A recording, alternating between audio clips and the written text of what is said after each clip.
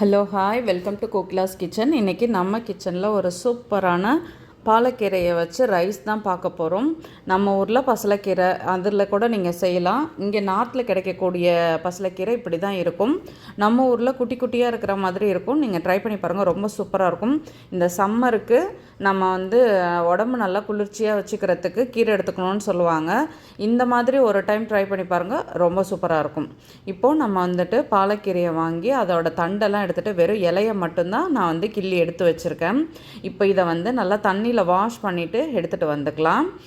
இப்போ பாருங்கள், ஃபஸ்ட்டு நம்ம பாஸ்மதி ரைஸை தனியாக வடித்து எடுத்துக்க போகிறோம். அதுக்கப்புறம் இந்த பாலக்கீரையை நல்லா வேக வச்சு எடுத்துக்க போகிறோம். இப்போது பாலக்கீரையை நல்லா வாஷ் பண்ணிவிட்டு நம்ம கொஞ்சமாக தண்ணி சேர்த்து இது கூட கொஞ்சமாக உப்பு, மஞ்சத்தூள், பெருங்காயத்தூள் சேர்த்து இதை நல்லா வேக வச்சு எடுத்துக்கலாம். எடுத்துகிட்டு நம்ம மிக்சியில் அரைக்க தான் போகிறோம். கொஞ்சமாகவும் தண்ணி வச்சு நம்ம அப்படியே அரைச்சிக்கலாம். இல்லைனா நம்ம இதெல்லாம் வதக்கிட்டு அப்படியே கூட அரைச்சிக்கலாம். இது நம்மளோட சாய்ஸ் தான். நான் இன்றைக்கி வேக வச்சு தான் செய்கிறேன். ஃபஸ்ட்டு நம்ம கீரையை நல்லா வேக வச்சுக்கலாம். அதுக்கப்புறமேட்டு நம்ம இதை ஆற வச்சுட்டு மிக்சியில் நல்லா நைஸாக அரைச்சிக்கலாம். இப்போது நான் ஒரு கப்பு, சின்ன கப்பால் ஒரு கப் அளவு பாஸ்மதி ரைஸை தண்ணியில் ஊற வச்சுருக்கேன். நீங்கள் வழக்கமாக எப்படி ரைஸை வடித்து எடுத்துப்பீங்களோ அதே மாதிரி வடிச்சுக்கோங்க. நான் டேரெக்டாகவே தான் வடித்து எடுத்துக்க போகிறேன். ஸோ எனக்கு தெரியும் அது எந்த ஸ்டேஜில் அதை நம்ம வடித்தா கரெக்டாக வரும், நல்லா உதிரியாக வரும்னு சொல்லிட்டு தெரியும். சில பேர் இந்த மாதிரி வைக்க மாட்டாங்க. ஏன்னா தண்ணி கொதிச்சதுக்கப்புறம் தான் ரைஸை போடுவாங்க.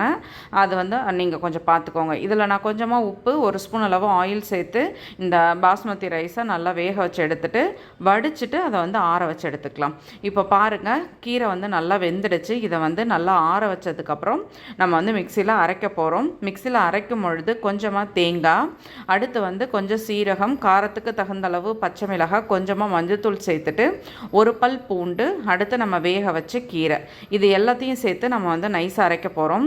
ஃபஸ்ட்டு நான் தேங்காவை நல்லா தனியாக அரைச்சி எடுத்துகிட்டு வந்துட்டு அதுக்கப்புறம் கீரையை சேர்த்துக்கிறேன். ஏன்னா கீரையோடு சேர்த்து அரைச்சோம்னா தேங்காய் சரியாக அரைப்படாது, அதுக்காக தான்.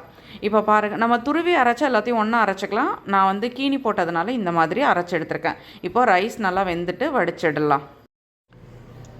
இப்போது அடுப்பில் வானல் வச்சிடலாம். வானல் வச்சுட்டு நான் தேங்காய் எண்ணெய் தான் சேர்த்துருக்கேன். உங்களுக்கு தேங்காய் எண்ணெய் ஃப்ளேவர் பிடிக்கும்னா தேங்காய் எண்ணெய் சேர்த்துக்கோங்க. அப்படி இல்லைன்னா நார்மல் ரீஃபைண்ட் ஆயிலே சேர்த்துக்கோங்க. சில பேருக்கு இந்த தேங்காய் எண்ணெயோட ஃப்ளேவர் பிடிக்காது, அதுக்காக தான் நான் சொல்லிக்கிட்டேன். ஃபஸ்ட்டு நம்ம முந்திரியை நல்லா வறுத்து எடுத்துக்கலாம். ஃபஸ்ட்டே வறுத்து எடுத்துட்டோம்னா நல்லா கிறிஸ்பாக இருக்கும். அதுக்காக தான் லாஸ்ட்டாக தான் நம்ம சாதத்தில் சேர்த்து கிளற போகிறோம். இப்போ எண்ணெய் சூடானதும் நம்ம கொஞ்சமாக கடுகு சேர்த்துக்கலாம். கடுகு பொரிஞ்சதும் அடுத்து ஒரு ஸ்பூன் அளவு கடலப்பருப்பு சேர்த்துக்கலாம். ஒரே ஒரு காஞ்ச மிளகாய், இதெல்லாம் நல்லா பொரிஞ்சதுக்கப்புறம் நம்ம கட் பண்ணி வச்சுருக்க பெரிய வெங்காயத்தை இது கூட சேர்த்துக்கலாம். சேர்த்து இதை ஒரு நிமிஷம் நல்லா வதக்கிக்கலாம். வதக்கும் பொழுதே நல்லா அந்த தேங்காய்யோட வாசனை சூப்பராக வரும். இப்போது இது நல்லா வதங்கினதுக்கப்புறம் நம்ம கொஞ்சமாக பெருங்காயத்தூள் சேர்த்துக்கலாம். உங்களுக்கு பெருங்காயத்தூள் பிடிக்கும்னா சேர்த்துக்கோங்க, அப்படி இல்லைன்னா வேண்டாம். இப்போ இதெல்லாம் சேர்த்துட்டு நல்லா இதை வதக்கிட்டு நம்ம அரைச்சி வச்சிருக்க விழுது இருக்கு இல்லையா, அதுதான் இது கூட நான் இப்போ சேர்க்க போகிறேன்.